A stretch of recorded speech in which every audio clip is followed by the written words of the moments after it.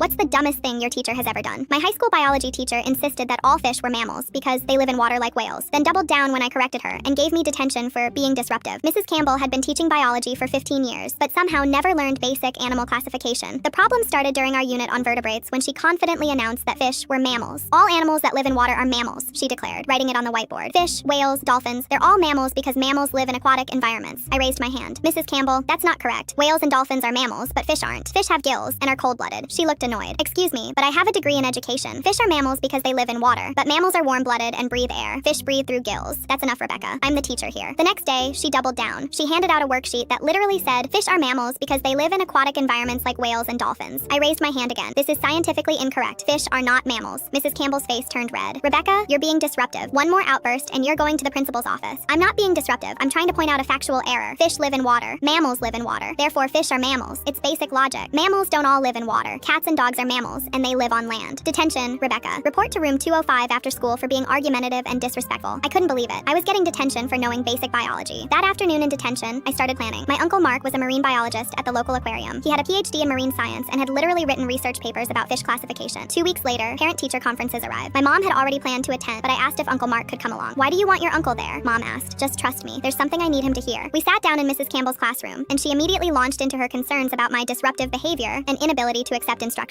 Rebecca consistently argues with established scientific facts, she explained. She refuses to accept that fish are mammals and continually disrupts class with incorrect information. Uncle Mark blinked. I'm sorry, did you just say fish are mammals? Yes, of course. All aquatic animals are mammals. Uncle Mark looked at my mom, then back at Mrs. Campbell. Ma'am, I'm a marine biologist. Fish are not mammals. They're vertebrates, but they belong to several different classes, primarily bony fish and cartilaginous fish. Mrs. Campbell's confident expression wavered. Well, they live in water like whales. Whales are mammals that evolved to live in water. They breathe air, are warm-blooded, and nurse their young. Fish breathe through gills, are cold-blooded, and lay eggs or give birth to live young without nursing. I have a teaching degree, she said defensively. In what subject? Education. Did you take any biology courses? Long pause. My focus was on elementary education methods. Uncle Mark pulled out his phone and showed her a basic classification chart. This is fundamental taxonomy. Fish are not mammals. This is taught in middle school science. Mrs. Campbell stared at the chart, her face getting redder by the minute. Furthermore, Uncle Mark continued, Rebecca was correct, and you gave her detention for knowing basic biology. That's problematic. My mom finally spoke up. So my daughter is being punished for being right? Mrs. Campbell stammered.